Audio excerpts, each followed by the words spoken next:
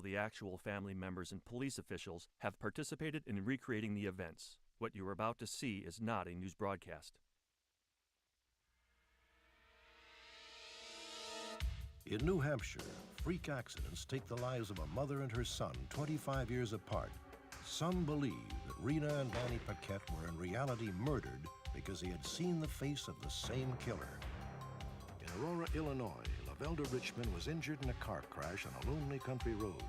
Simultaneously, her identical twin sister, Lavona, claims that she saw the accident from her living room 20 miles away. Could this be a case of ESP between identical twins? And FBI Director William Sessions will announce the latest addition to the FBI's 10 Most Wanted list. Perhaps you can help track down a serial child molester.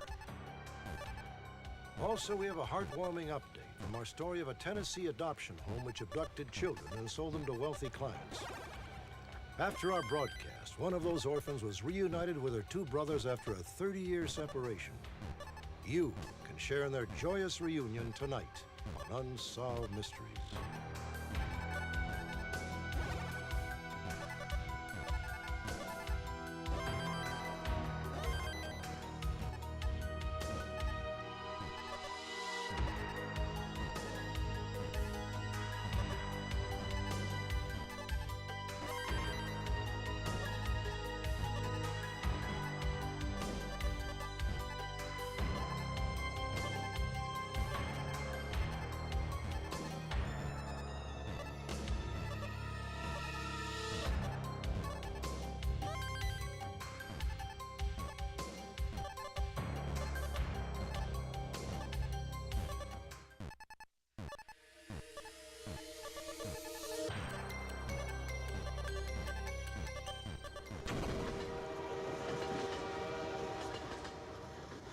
Years ago, Hooksett, New Hampshire was home to 2,500 people, many of them farmers.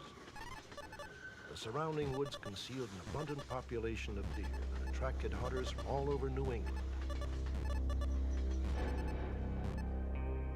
But by the winter of 1964, a hunter of a different kind had arrived in the area. Two teenage girls had been found murdered after having first been tortured. The second victim was a 15-year-old high school sophomore named Pamela Mason. It was thought that her killer lived in the area. A neighbor regarded neighbor with suspicion. One area resident had good reason to be frightened.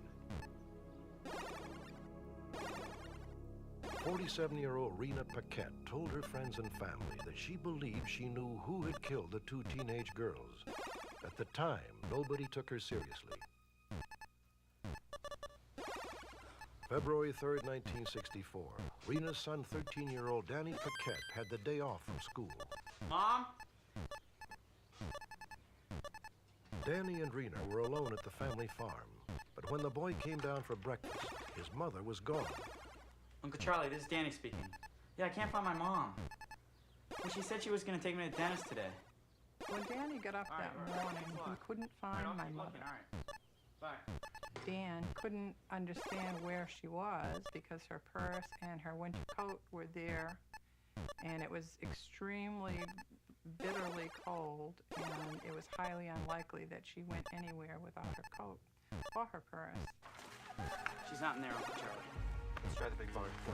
Danny's uncle immediately came over to help look for Rena. Though the two searched for over an hour, Rena was nowhere to be found. Mom? Rena! Mom, Rena! Mom! Rena! Rena! Smoke! Smoke!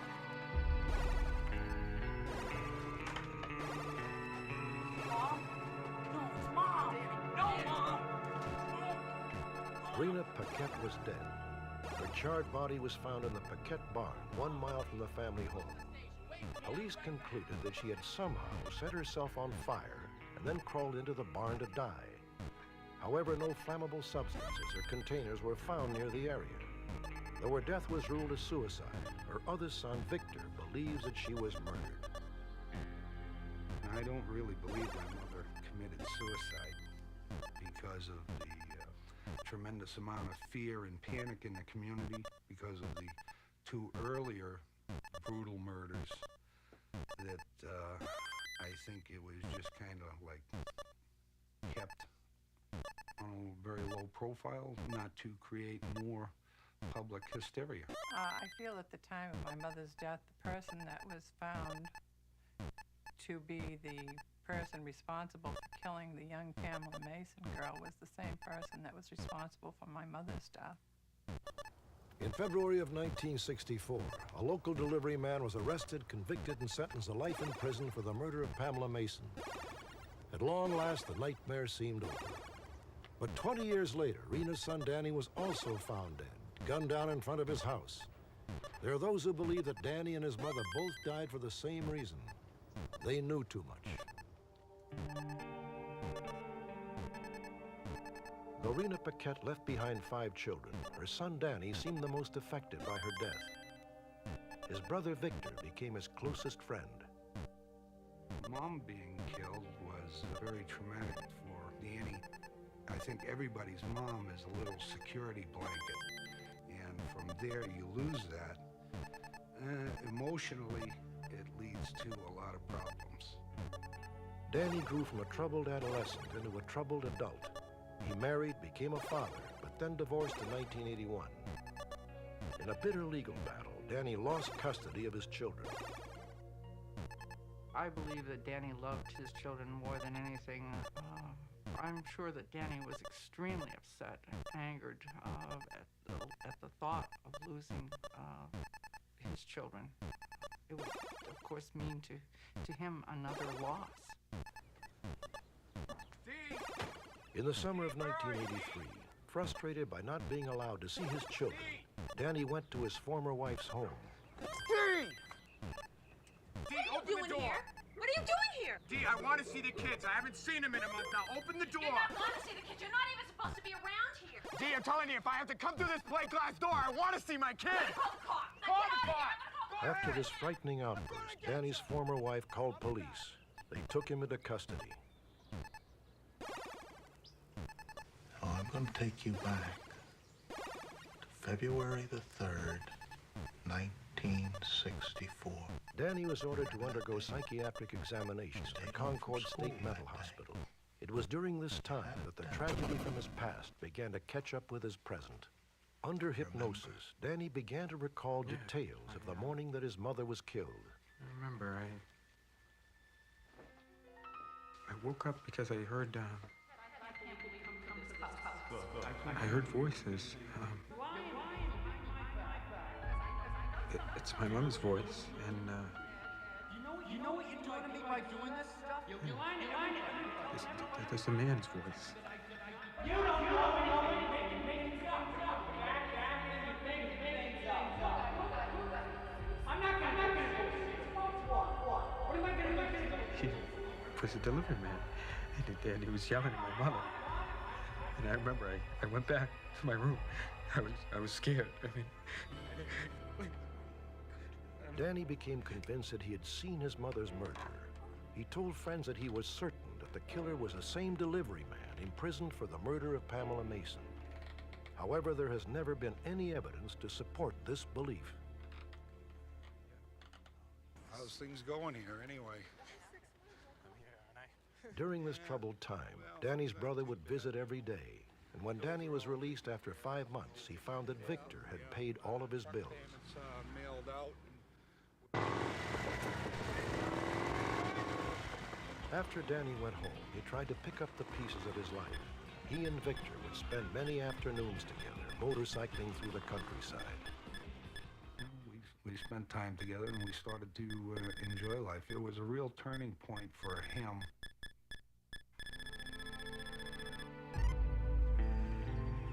Saturday morning, November 9th, 1985. Danny was repairing a bulldozer while 2 of his friends worked on a car in the garage.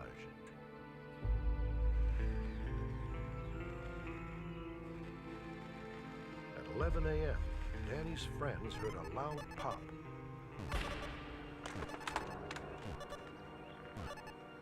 I ran up towards where Danny was working. It appeared to me that he'd been electrocuted.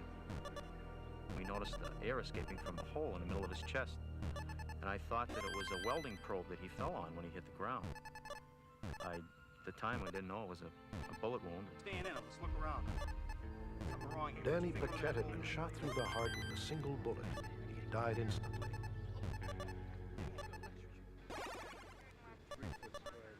After police arrived, they discovered footprints behind Danny's house where the bullet may have come from.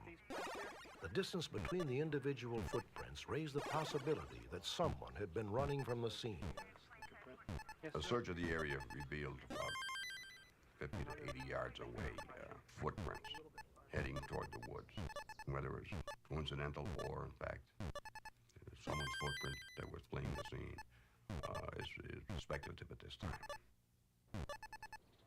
Telephone service had been interrupted at about the time Danny was shot. Their lineman had discovered a projectile in the telephone cable.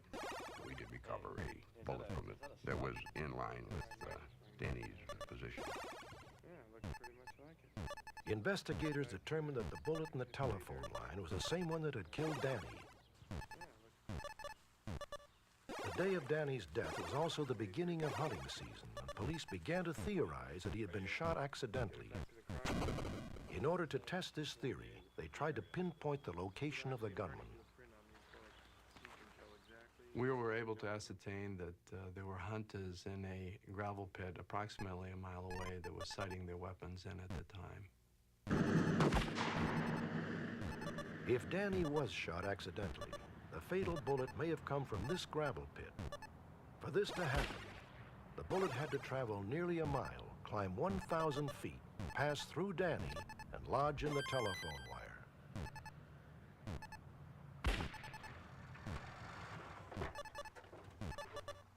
In the summer of 1990, ballistics expert R.J. Breglia was brought in from New York City in order to determine if such a shot could have occurred. After examining the location, Breglio concluded that such a shot would have been impossible.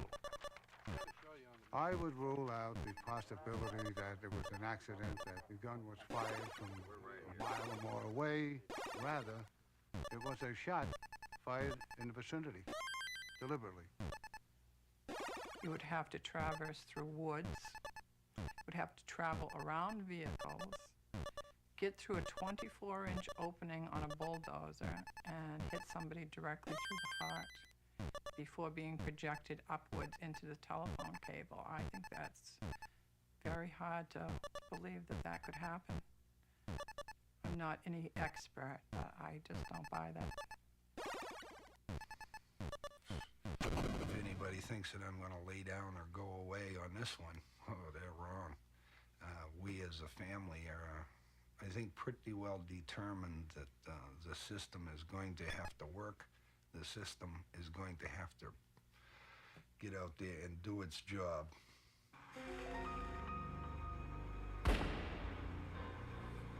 Was Danny Paquette the victim of a freak hunting accident, or was he deliberately murdered? Danny, if you knew anything about me... Did someone want him silenced about what he claimed to have witnessed the morning of his mother's death? You've been telling everybody in town that I did something that I did not do. I got Danny upstairs. I don't care about Danny. Let's go outside. Or did someone just want Danny dead? No one knows.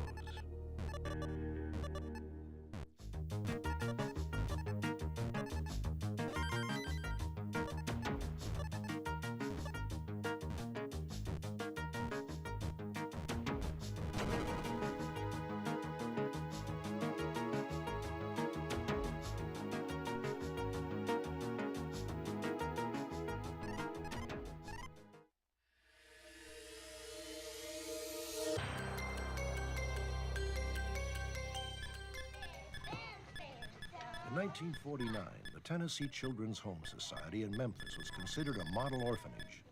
Director Georgia Tan was credited with placing 5,000 orphans with new families and won national praise for her efforts.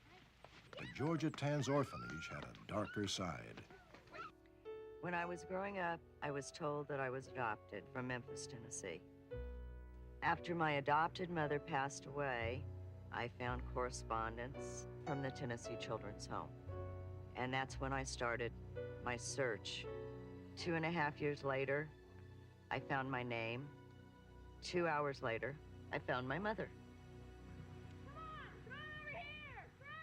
Cindy LaPresto discovered that her mother had never placed her for adoption. I was playing on the playground, and Georgia Tan drove up in her proverbial black limousine. Okay, George, let's go home now. Georgia Tan had simply abducted Cindy. Good morning, children. A few days later, Judge Camille Kelly ordered that custody of Cindy be given to the Tennessee Children's Home Society. Miss Tan? Thank you, Judge Kelly. I'm confident that Camille Kelly was involved with Georgia Tan in this operation. Georgia Tan could not have carried it on without her, and Camille Kelly could not have lived in the style she lived unless she had outside income. In 1950, Robert Taylor investigated Georgia Tan and the Tennessee Children's Home Society. He discovered that Tan was using the orphanage as a cover for a black market baby ring, and that she was making a fortune in the process. On September 12, 1950, Robert Taylor presented his report to the governor of Tennessee. 3 days later, Georgia Tan died of cancer. 2 months later, Judge Camille Kelly resigned. The Tennessee Children's Home Society was shut down. I get very angry when I think of Georgia Tan and Camille Kelly because of what they've done to me and thousands of other people. It makes me very angry because my mother missed my growing up, and those years can never be replaced. We've been robbed. Tonight, we are pleased to announce that because of our broadcast, another orphan from the Tennessee Children's Home Society has been reunited with her family. Lynn Hines was 5 years old when she was adopted by a wealthy California couple. I was adopted into a very, very fine family, but there wasn't a lot of love in the family. And even though, you know, you try to make the adopted child part of the family, you're always still just a little bit different. And so it meant a great deal to me to find that I really had a true family.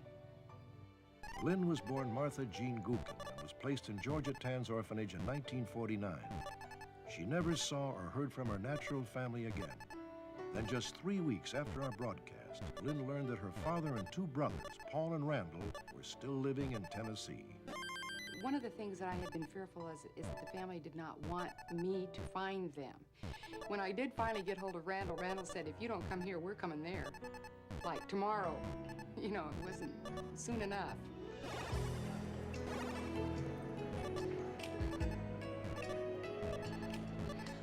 The next day, Lynn flew from her home in Denver, Colorado, and saw her brothers for the first time in more than 40 years.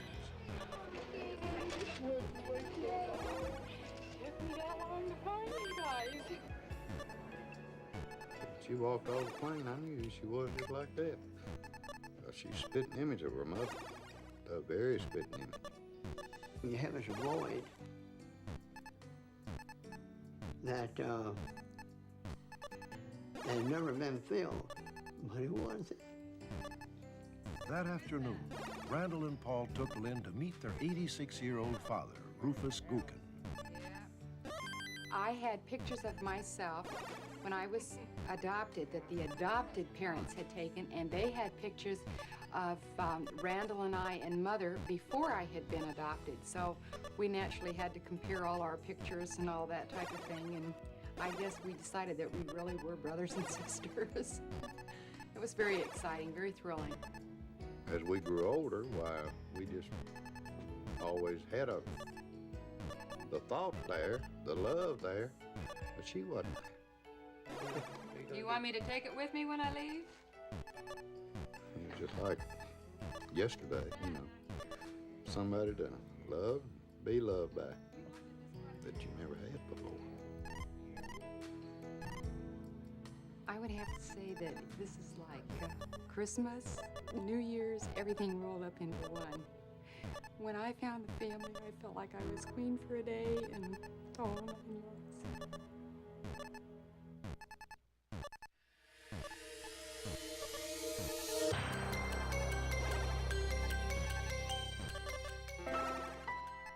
There are over 15 million sets of identical twins living in the world today. Throughout history, they have fascinated and delighted us all. Their mirror images are a perfect example of nature's whimsy. The physical similarities of identical twins can easily be explained by genetics, but in the 3 stories you're about to see, these eerie likenesses go beyond the realm of science and defy explanation.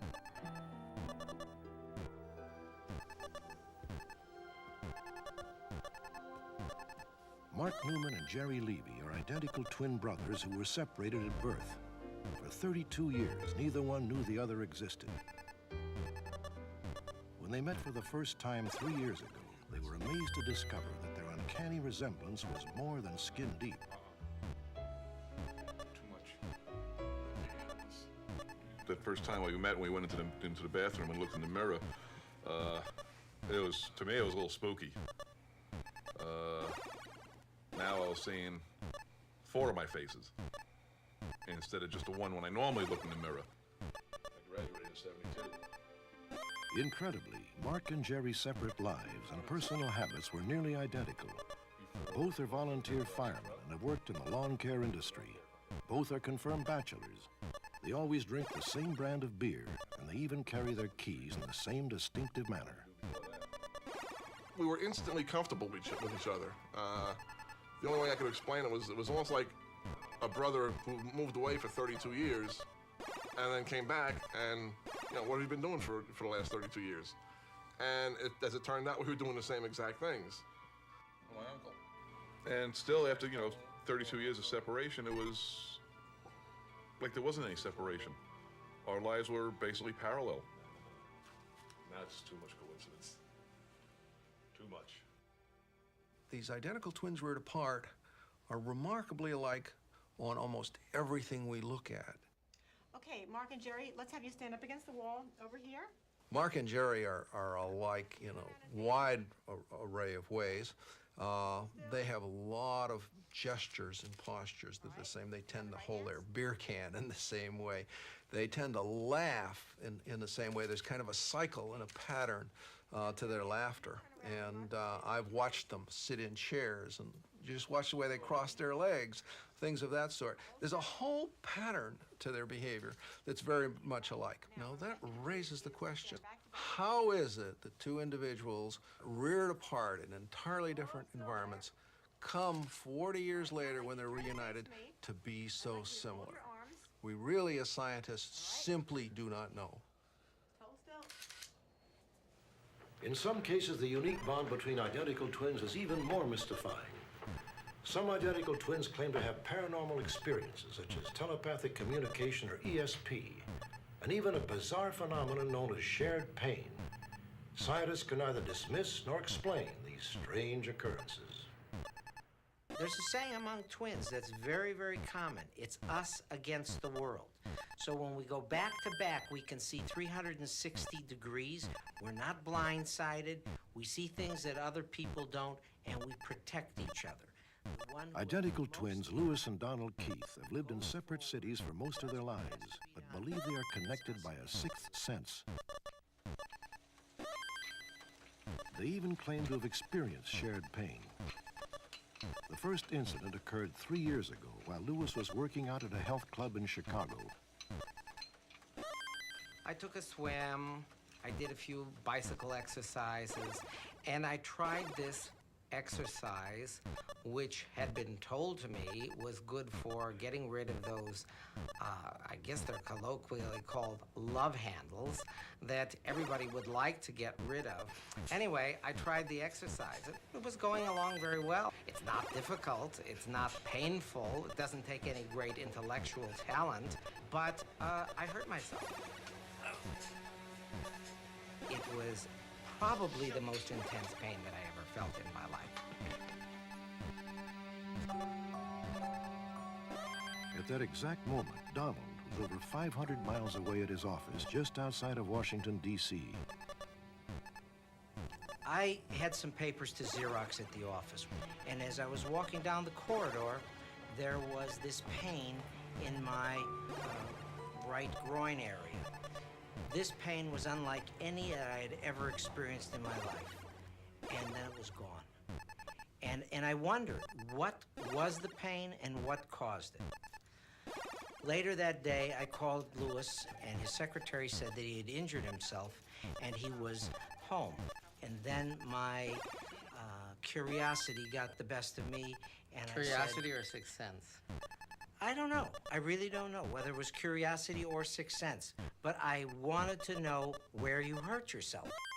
And then I found out that he had injured himself in the same place that I felt this pain, and then I asked him about the time, and when the time clicked, I remember distinctly the hair on the back of my neck standing up. It was electric. I could just feel every hair sticking straight out.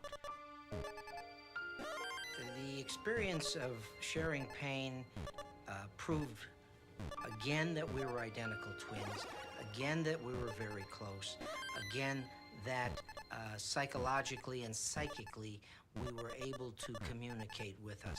It didn't surprise it. It just confirmed what we already knew. We feel pain for each other. Whenever anything happens to one, the other one can experience it, like if they're going through the same thing herself. For example, I fell downstairs at school. They came in to tell my sister they were taking me to the hospital, and she was unconscious. Lavona and Lavelda Richmond were born in 1933 and have lived together ever since.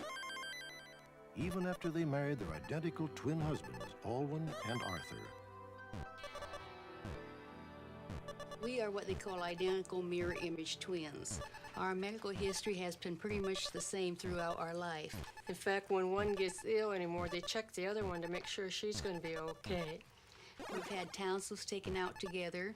We've had breast biopsies the same time. And we had major surgery together. Now, eye correction is the same except for opposite eyes.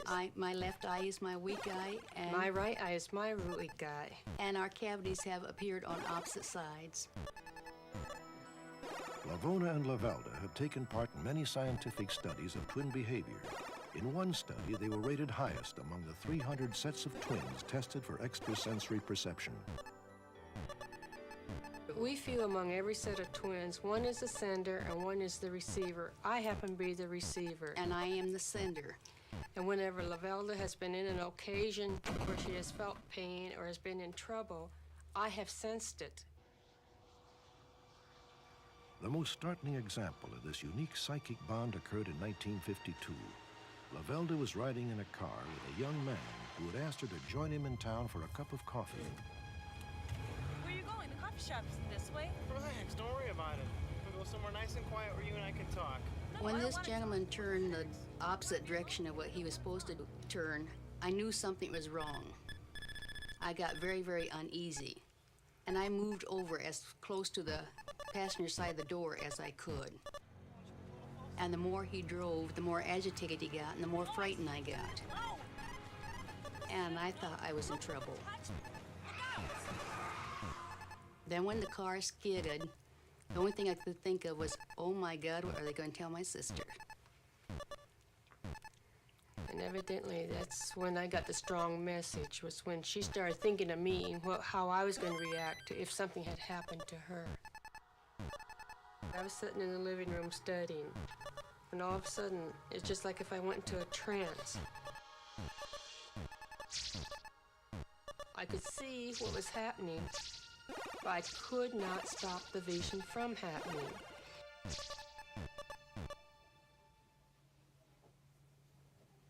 Ivana, what's wrong? Dad, call the police. Police, what for? Sis has been in an accident. And I told Father to call the police, and I could not convince him that Sis was in trouble. She's hurt, Dad. She's been in an accident. Now, how do you know? I can see it. She's on a country road. He told me I was jealous, I couldn't be with them, that this was the first time we had been separated for any event, and I better get used to it because there'd be other times I would be separated from her also. The car stopped just inches before plummeting into a water-filled ravine. Are you okay? Lavelda hit her head on the dashboard, but was not seriously hurt. I did not see her hit her head on the dash at the time. What I did see was a farmer coming with a tractor, pulling them out of a ditch, and I turned to Dad and said, "It's all right, Dad. The danger is past. She's going to be okay." See, Dad, I told you. You okay? I was not surprised when Lavelda came in the house, showing a little bit where for her adventure, because I could sense what was happening, and I knew what was happening. But I was surprised at Dad's reaction. Listen, now, don't say a word. Lavona, you said you saw this thing happen, right? We're gonna get in the car right now, and you're gonna take us to where this thing happened. And I said to him, "How am I going to do it, Dad? I've never been there." He said, "You saw it. You can show me where it is." Keep going this way. All right. Dad asked Lavona which way to go, and she directed him. I sat in the back seat, and I kept very quiet all the way. And as we were driving, I'd tell Dad, "You turn here, Dad." He said, "You ever been here before?" I said, "No." "How do you know?" I said, "I feel it. Turn here." And she directed Dad to the actual road. And when she got there, you could see the tire tracks where we went off and where we were pulled back onto the road. This the place, honey? Yes, it happened right here. After we reached the crash site, he said, "You were right. I never actually believed it could happen before." He said, "I know you told me it has happened in the past." But he said, "It's the first time I've actually saw it, and I would never doubt you again. If you tell me one of you is in danger," he said, "I'll believe you." 3 intriguing stories, 3 sets of identical twins. Are they born with a paranormal ability to silently communicate? If you were an identical twin, perhaps you already know. The rest of us can only wonder.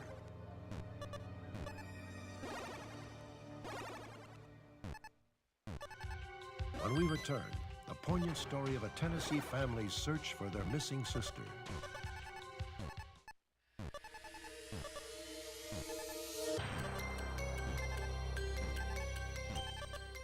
Our next story is about a family in the best sense of the word. A family that has survived hard times and endured to see better times. But for the Hinkle family of Tennessee, there is a sadness that the passing of 65 years has not managed to erode. It began when 2 infant girls were torn from their home. Tonight, with your help, those painful memories may finally be put to rest, and you may be able to help reunite a family. Greenville, Tennessee, a small rural community 60 miles northeast of Knoxville. It was the summer of 1924, and though the Great Depression was 5 years away, it had arrived earlier for the tobacco farmers who carved out a marginal living in the countryside. Times were tough that summer, and tenant farmer Rufus Hinkle was forced to make an agonizing decision. Shortly after giving birth to twin girls, Rufus's wife of 22 years had died. With 9 other mouths to feed, Rufus felt incapable of making ends meet. Well, they're a little bit sick, son, so I'm gonna take them to the hospital for a couple of weeks. Here, hold your sister while I get in the truck now. Be careful. Be careful with her now. Now, while I'm gone, son, Lloyd is in charge. So you pay attention to what Lloyd says, you hear me? You be a good boy. He was a man that loved his family. He hated to part with any of us, especially the twins, but sometime you got to sacrifice and just do the best you can do. Bye, Mary. Bye, Martha. Bye, Papa. Bye, son.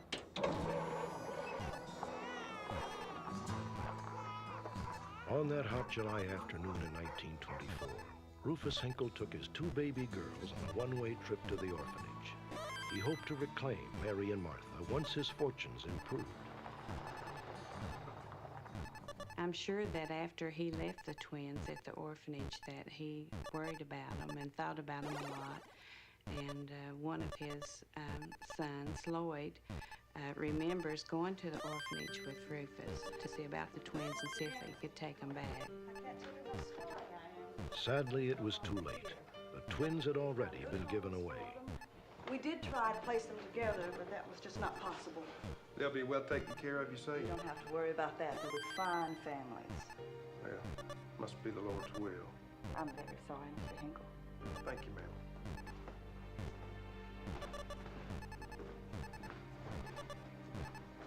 Come on, son. We're going home. Rufus Hinkle never saw his two daughters again. He passed away in 1950. Later on, I heard that they would not tell us where they were at until my father died. So shortly after he died, we started looking for the twins, and we found Mary. In 1955, Rufus's son Shorty contacted the orphanage. Though unable to locate Martha, they were able to trace Mary.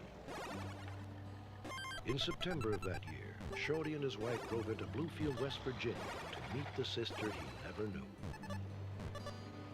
As we drove by, my wife said to me, said, right there she said, I know that's her. She looks just like your brother.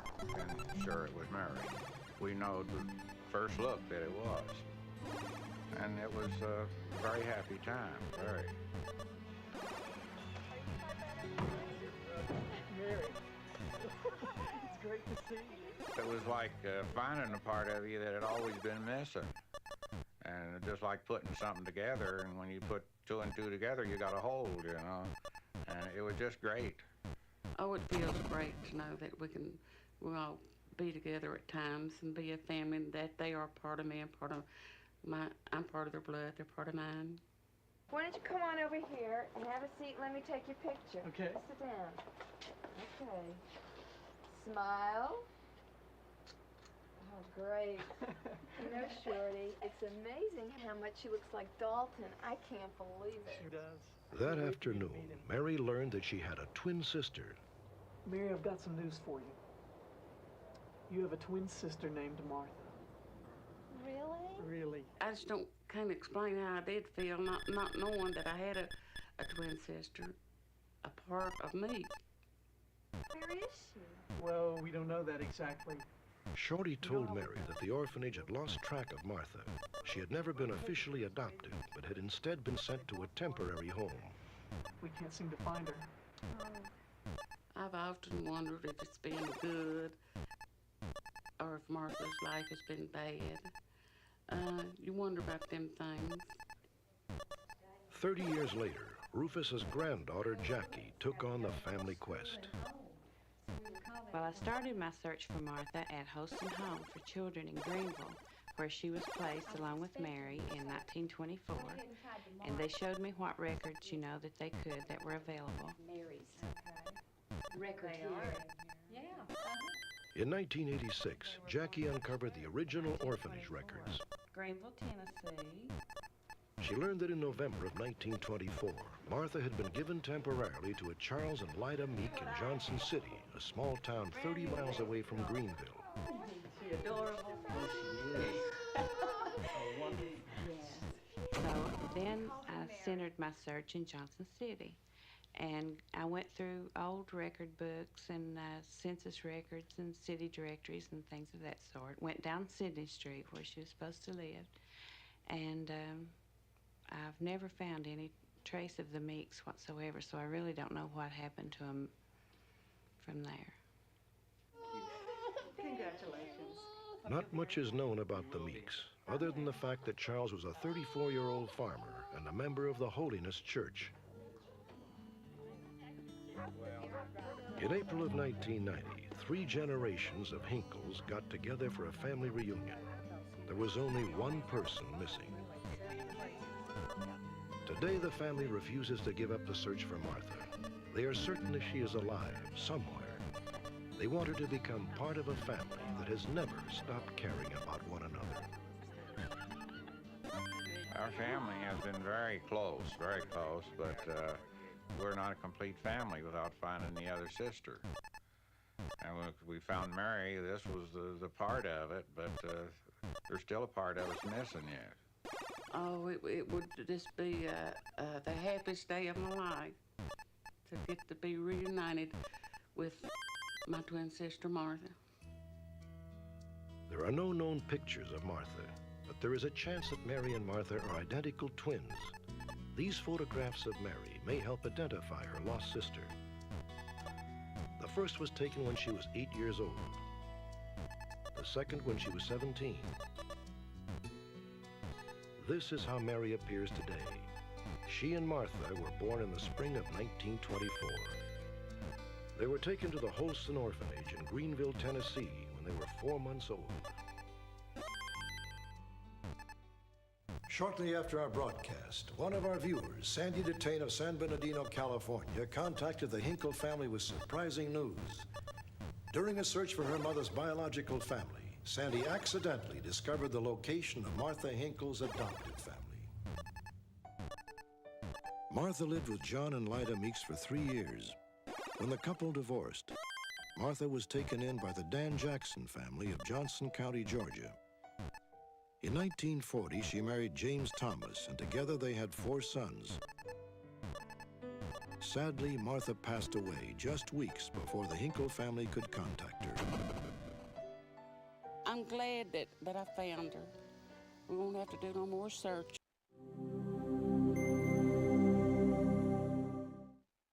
This program is about unsolved mysteries. Whenever possible, the actual family members and police officials have participated in recreating the events. What you are about to see is not a news broadcast.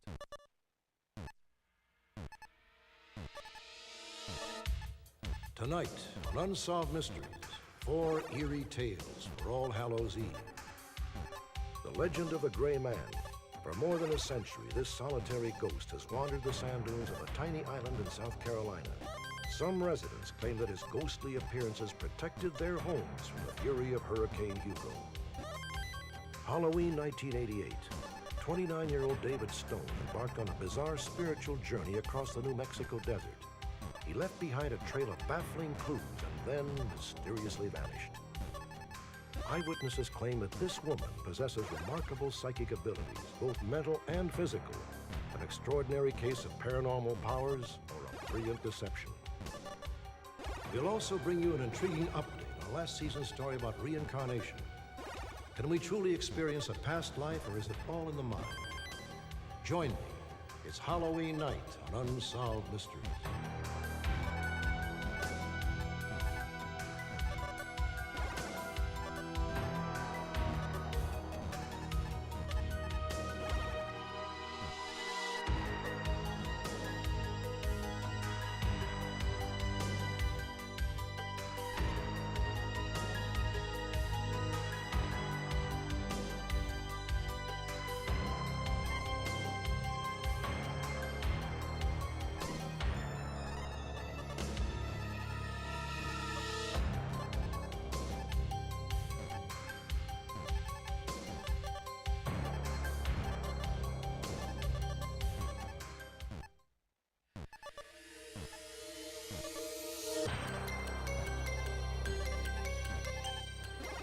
Traditionally in Halloween ghost stories, ghosts are described as frightening entities.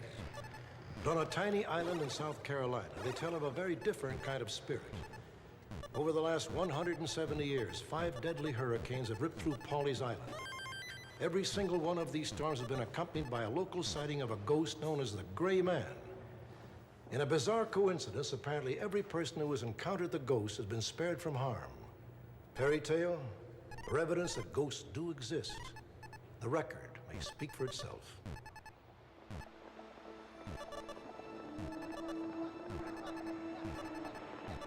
The legend of the Gray Man began in the late summer of 1822. Along the dunes of a deserted beach on tiny Pawleys Island, a wealthy young planter rode with his manservant on a mission of the heart. His destination was his fiancée's plantation.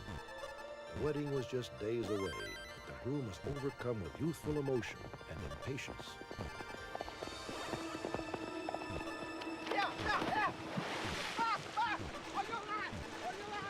By the time he could be pulled out of the marsh, it was too late. The young man was dead. At the plantation, the bride-to-be heard the tragic news. Rachel, Yes, Papa? it's James. He was riding and fell in the marsh. He died in the fall. According to the legend, the girl took to wandering the shore alone, contemplating a life she no longer had reason to live. One afternoon, she discerned a shadowy form standing in the sands.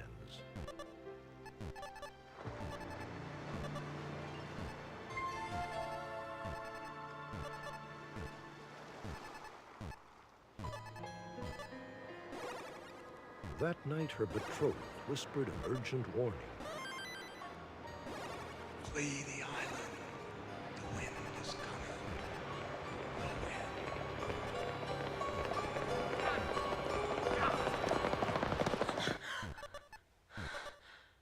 She and her parents left the next day, just before a hurricane slammed into the island. But the girl, her family, and miraculously their plantation were spared. The specter of the dead lover had voiced a warning from beyond the grave. It was not to be the last time. One of the next recorded sightings of the Gray Man took place on Pawleys Island at the turn of the century. In anticipation of an approaching hurricane, a tenant farmer was herding animals owned by a local family off the island when he encountered the Gray Man. Hey, mister, better follow me off the island. There's gonna be a storm tonight. I say, follow me off the island. There's gonna be a storm tonight. Hey, you crazy man, do what you want. Come! The following day's hurricane roared right past the family's plantation, sparing it from destruction. The property owned by that family was protected in the hurricane, which is always what happens when the Gray Man appears to someone. That was in October of 1893. Through the years, there have been numbers of different stories, often in the newspaper after a storm.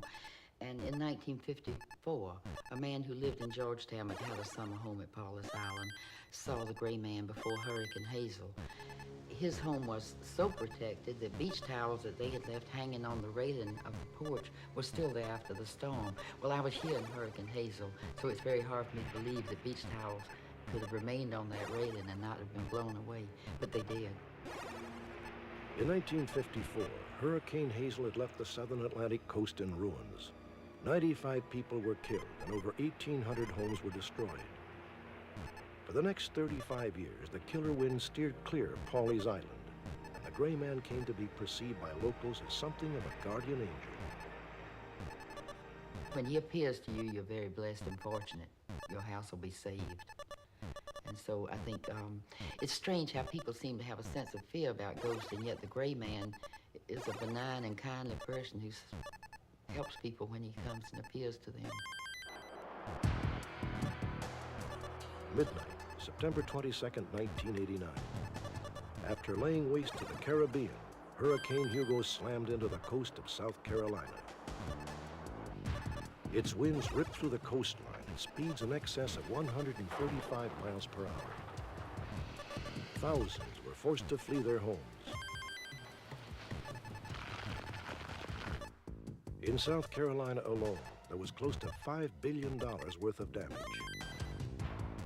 Over 9,000 homes were destroyed.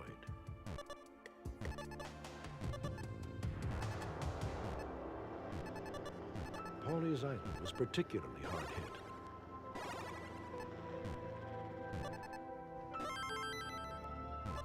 Well, it looked like a giant dump pile.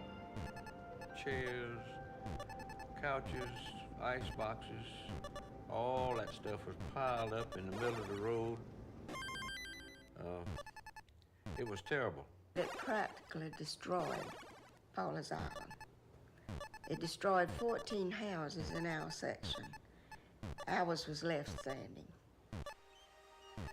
Amazingly, even though the entire neighborhood was destroyed, the Moore's home was virtually unscathed. As we went in, I was so happy to find everything just like I had left it. The papers that we had on the counter, still there, even though the front door had blown open. There was no evidence of any water or anything inside, and the house was intact. Even the little pictures and things were still on the refrigerator. They weren't even blown off. The salt and pepper shakers were still on the counter, and little things that I had left around still there. The devastation to the rest of the homes on the island brought about local speculation as to the gray man's whereabouts. Caught up in the aftermath of the hurricane, Jim and Clara Moore had completely forgotten about a haunting encounter that occurred 2 days before Hugo struck. Didn't think much about it until later on when the article came out in the paper. The gray man failed to appear. And then we talked about, well, we had seen him. It's hard to walk in this sand, isn't it? We were taking a walk late in the afternoon, which we usually do. And you see so many people walking on the beach at this time of the day. That particular afternoon, we only saw the one. And he was coming directly toward us. When I got within speaking distance, I decided, well, you always speak to people, whether you know them or not, so I raised my hand to say hi, or beautiful evening, or beautiful night, or whatever, and he disappeared. Where'd he go? I don't know how to explain it, because an eerie thing like that, you know, but of course I didn't worry too much about it, because I said, well, I was just seeing things, but I'm sure that he was there, and when I started to speak, he wasn't there, so. I didn't know it was a gray man. I just thought it was someone on the beach until he disappeared. And then that set us to thinking. I can't explain our good fortune except through the presence of the gray man and the Lord, of course. We may have used the gray man. But I know our house was saved. I can't think of any way that you could rationalize the saving of our house, except it had to be a miracle. I never did believe too much in ghosts. I have changed my outlook. I believe there are ghosts. After seeing a ghost, you got to believe it, you know.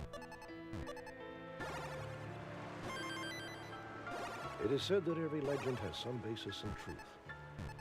According to the story, the gray man ended his tenure on Earth with an urgent mission unaccomplished, his great love irretrievably lost. Yet some say he unknowingly walks the sands of Pawleys Island, still searching for a woman who has been in her grave for over a century. It is somehow inspiring to contemplate a love so strong as to defy death. But if these witnesses are to be believed, then the gray man's personal tragedy has led to others' salvation. And to those whose homes and lives he has helped to save, the only real tragedy is that they cannot give the gray man a heartfelt thank you. Next, the strange case of a young and successful stockbroker who vanished in the New Mexico desert.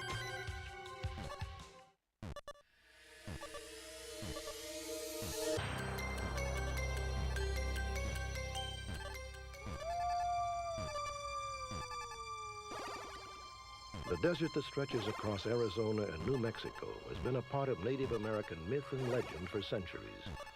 Many believe it is a source of mystical power, a spiritual vortex where natural beauty and supernatural energy mysteriously merge. In 1988, this picturesque but unforgiving wilderness became the setting for a real-life mystery. It all began on Halloween 2 years ago. Dawn, October 31st.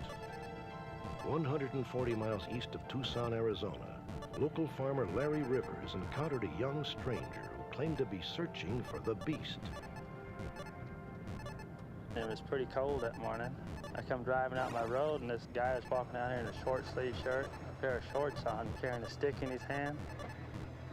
Hello, you lost? No, I'm not lost. What are you doing out here? I'm looking for the beast. I told him he wasn't going to find the beast out here, and he told me he'd find him. Well, I'm gonna keep looking. You need a ride somewhere? No. I thought it was weird.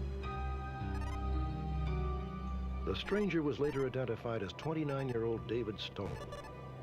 He has not been seen or heard from in 2 years. David Stone was a highly successful stock market analyst who ran a branch of his father's business in La Jolla, California. But about 4 years ago, David expressed a desire to change his life and became increasingly involved with a New Age movement. The term New Age encompasses a variety of religious beliefs and philosophies that promote self-enlightenment and spiritual growth. Many followers believe that they can tap into a universal energy through the use of crystals, pyramid power, and meditation. But in this case, David Stone's unyielding obsession with a newfound spirituality may have sent him on a journey from which there is no return. Well, I think he could best be described as an overachiever in just about every way. You've never met a kinder, gentler young man than him, very close to family. But then on the other hand, you put him in a football uniform and he was like a proverbial commando. For years, David struggled with this dual nature. Hey, I said don't be doing that. What's your problem, man?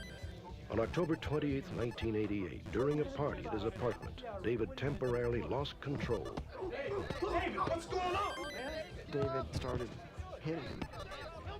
He said he might have hit him, 20, 25 times, and he didn't really hurt him, but felt like he had to do that.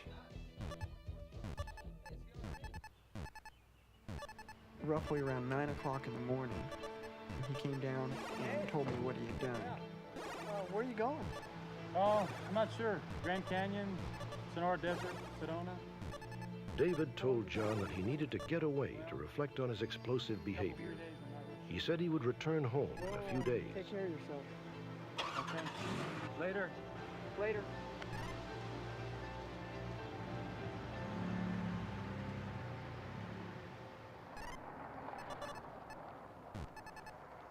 Five days later, David's car was discovered on a desolate stretch of New Mexico Highway 80. When we hadn't heard from him, we called the New Mexico State Police, and his car had been found abandoned, and they had towed it in.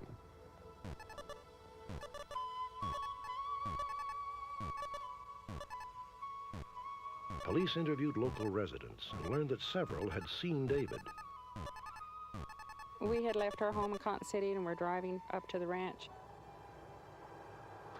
As we went by, we saw this young man, and we thought perhaps he'd had car trouble. So we stopped. Hi. No, I'm okay.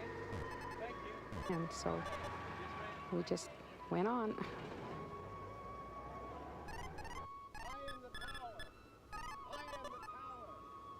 I heard this voice, and I seen this man walking across the way there. Be gone. I am the power. Thought it was unusual that he'd be going out across the desert at that time of the year in shorts with no coat or anything, you know.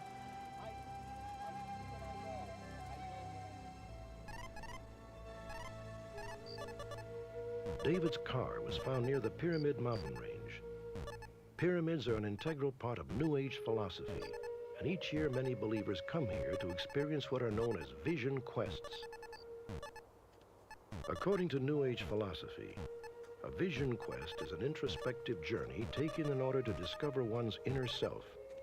It is believed that through isolation and meditation, a person can experience a vision which will reveal their true identity.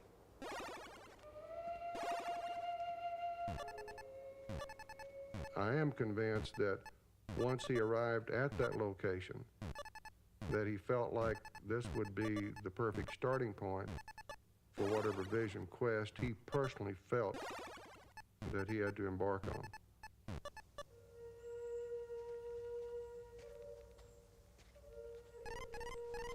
There's quite a process of preparation. In that process, you have to face what they term as being the beast.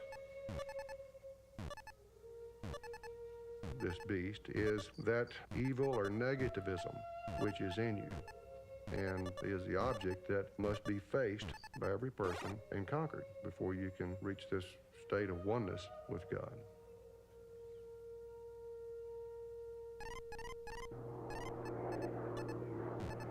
"4 days after his son's car was discovered, Harry Stone joined a full-scale manhunt launched by the Boot Heel Search and Rescue Team.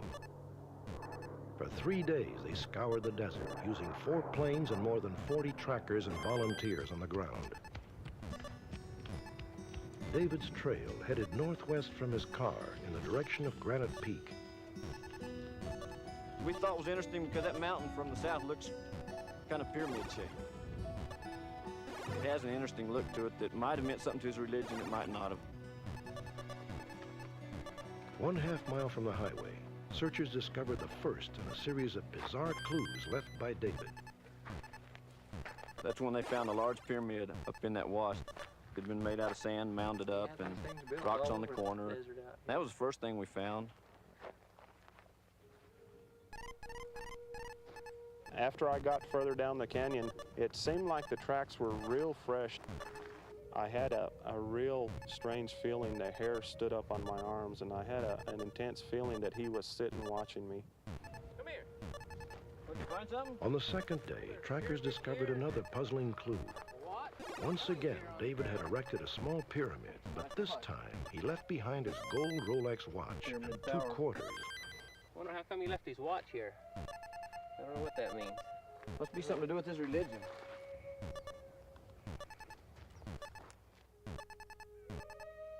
The coins in David's watch were found here, about 1/4 mile from the first pyramid.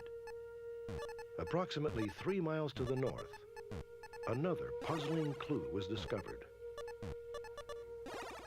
13, 18. Searchers came upon a strange sequence of numbers written in the sand. They later learned that these numbers are called the Fibonacci series and are used by stock market analysts the world over. But the last number in the sequence should have been 21. Oddly, David wrote 18. He knew better than that. So it's one of the mysteries, is why would he write 18 instead of 21? But that goes along with a lot of other unanswered questions. It's real rare for a person to be out as long as he probably was without ever losing a gum wrapper or without ever finding any sign where they slept, where they ate, any sign of that kind of stuff we never found. The Stones now feel that the number 18 may have been David's way of telling them he was in trouble.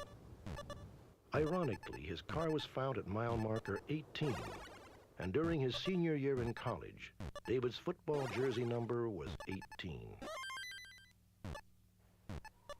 By the final day of the search, the elements had all but obliterated David's footprints. However, bloodhounds were able to track his scent over the rocky desert terrain. They followed it back to Highway 80. When they came to the intersection of Interstate 10, David's trail suddenly stopped, approximately 13 miles north of where his car was found.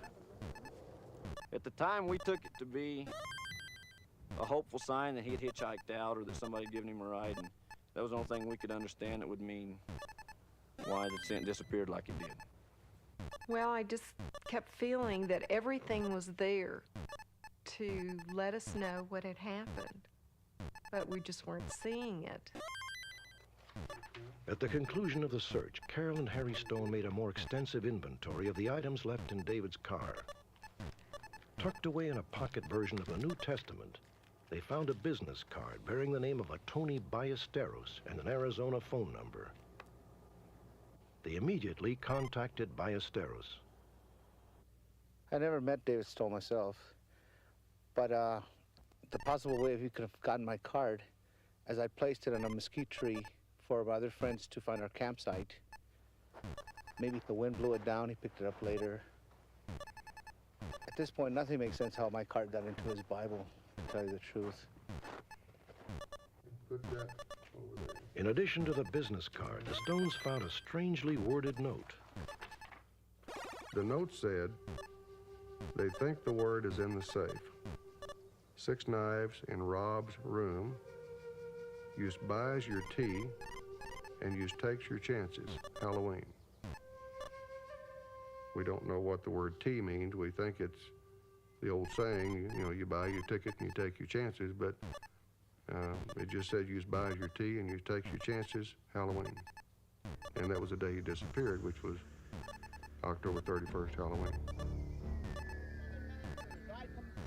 What is the meaning behind the strange clues that David left across the desert? Were they a coded message that he was in trouble? Or were they a sign of his ultimate destination? It seems apparent that David managed to walk out of the desert. But what became of him after he reached the intersection of Highway 80 and Interstate 10?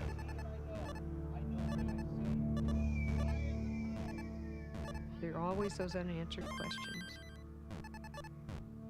You know, life has to go on. It's very difficult at times. We would always want him to feel free to contact us and let him know that we love him and would want to hear from him. But we face the possibilities.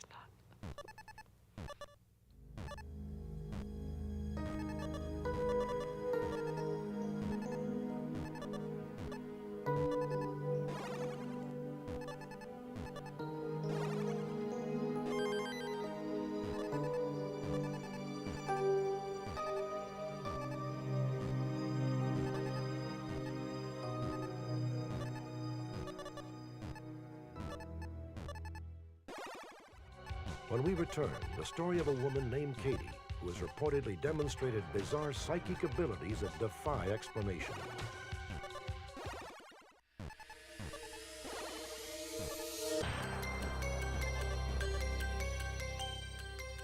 You're about to meet a woman named Katie.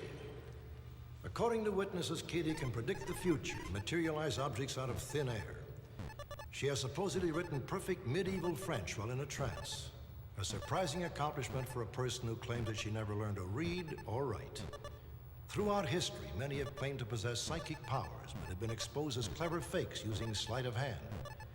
Is Katie gifted with eerie paranormal abilities, or is she just a talented magician with extraordinary powers of illusion? You be the judge. I'll see people that ain't there. You know, I hear voices that no one else hears. Objects coming from eyes, ears, nose, mouth, you know, just popping out. I've seen her take forks, spoons, nails, anything like that, and by doing this, she could take 2 fingers and you could watch it droop. I saw Katie's face go from nothing there to the diamond start to come out of her eye. Katie is a great classical physical medium, a psychic who has the ability, or apparently the ability is a gift, which she has, where things happen which are unexplainable, physical things, mind over matter, seeds germinating, things moving without reason, things appearing and disappearing, and all kinds of prophecy, all kinds of things, both mental and physical phenomena. Katie says that her odd experiences began in 1974. She was 25 years old. I was cleaning in my kitchen, and this man opens the door, and he comes in and proceeds to go back to my bedroom. I thought it was the guy that we were renting from. So I go back to the bedroom to see what he wants. And when I get back there, there's nobody there. So I'm thinking, you know, God, I'm losing it. You know, I've seen this man walk in my door. Several days later, Katie's husband brought home a family photo album which Katie claims she had never seen before. That's him. That's the man I saw. That's my dad. He had a picture of him. And I said, well, this is the man that opened the door. And he says, it can't be. He said, that's my dad. I'd never seen the picture of his dad. And his dad had died maybe 5 years before we had ever met. I view myself as very skeptical when it comes to psychics. I view myself as very skeptical anyway. If I can't see something that's quite tangible, I just don't believe it. And in this particular case, we've seen some things that were quite astounding that I can't explain. Jerry Burr is a retired police investigator who has enlisted Katie's help on several occasions. In one burglary investigation, Burr withheld the location of the crime scene from Katie. That's it. That's the house. This is the house here? Okay, that's the right one. According to Burr, Katie not only found the house, she described the Oriental art inside and said that something had been stolen from a box in a blue room. As we walked in the entryway, it was all Oriental art. Walked into the room the bedroom that the items were taken from, and it turned out the bedroom was blue as well. She had said it was taken from a box, and sure enough, the items that were taken were from a cherry wood box. Didn't know what to think at first. Because she was so dead on, and because I am quite skeptical, I started looking at Katie as a good suspect. I just wasn't aware that she was that good. 15 minutes later, Katie had another premonition. As we left the house, we were driving back around, and I kept smelling this odor. I smell marijuana. I don't smell anything. Stop the car. This is where it's strongest. And he says, well, what direction is it coming from now? And I said, from the water there. So we walked up on this lake dock. And he asked me if I could still smell it, and I told him yes. And he asked me kind of jokingly, he says, well, do you know when this stuff is going to come in here? She said that in 2 weeks that we would have this marijuana would come up on the beach. 2 weeks, almost to the hour, we had 25 bales of marijuana wash up the beach. The marijuana washed ashore only a few hundred yards from where Katie had sensed the distinctive smell. However, police confirmed that marijuana shipments had often been recovered in the same area. Was Katie's prediction a true display of psychic powers, or just a lucky guess? Psychics make general predictions, and it's difficult to confirm them. I don't think, on the basis of what I've seen, that Miss Katie has any special powers.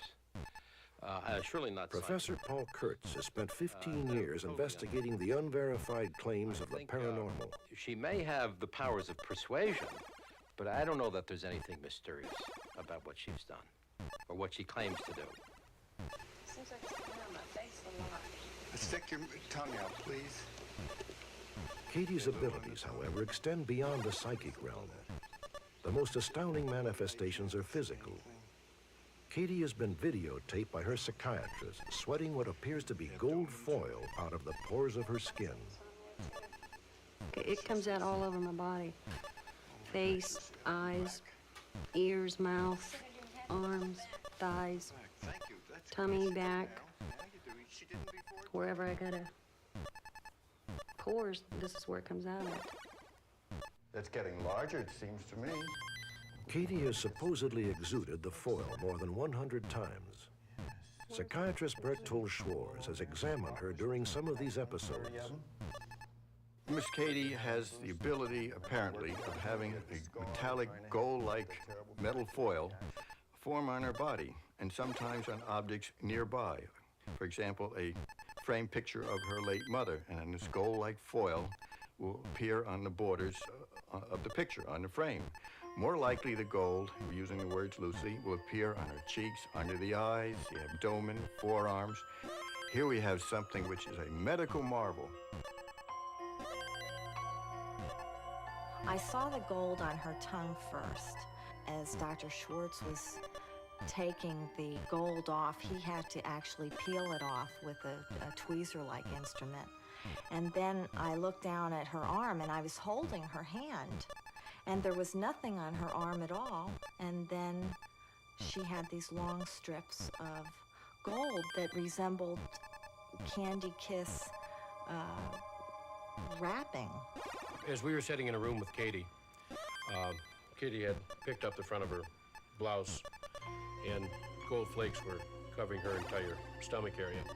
And after it was brushed off with her shirt still in the open position, more gold flakes appeared. Eyewitnesses insist that these incidents were not faked and that the gold foil appeared before their eyes. A laboratory analysis of the material reveals it to be 80% copper and 20% zinc. I don't think there's any objective hard evidence that this is exuding from her pores. Most likely, point is someone wants other people to believe this, and so they put this metallic paper on them. Two of Professor Kurtz's colleagues were able to simulate Katie's alleged abilities using ordinary metallic foil. Okay, so this is what we did. We went to a regular art store in Buffalo. We bought something called gold leafing. It's very thin strips of foil-colored gold. And then The chemical composition of the foil closely resembles that of Katie's foil. put the foil on in thin strips. Kathy helped me. And then I sprayed hairspray on it so it would stick, and it's been stuck for 4 hours since 11 this morning. And I have some on my tongue, and I can still talk and swallow sometimes. And then I put it on my stomach, and then I put it on my back. If somebody come up to me and said, well, hey, I know this person that's got this stuff that comes out of their skin, you know, it's gold. You know, I've seen this. I would think it was a trick. Until I've seen it myself, I would believe that, you know, well, what are they doing? You know, how are they getting this on them? Or, you know, what kind of magic are they doing? I would believe it was fake till I saw it. I'm here, Kate. I put the hair out of the way.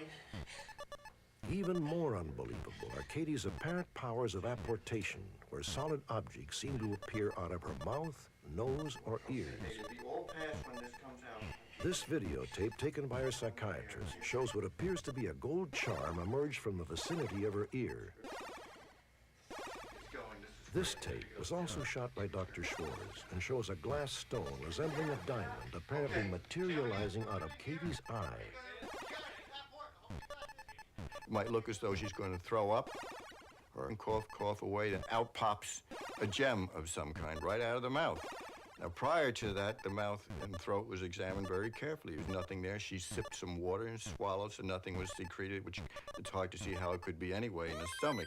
So you have to ask the question, where did this thing come from? Are these examples of apportation merely skillful sleight of hand? This footage has been slowed down to take a closer look. In these frames, we can see the object emerge from above her ring.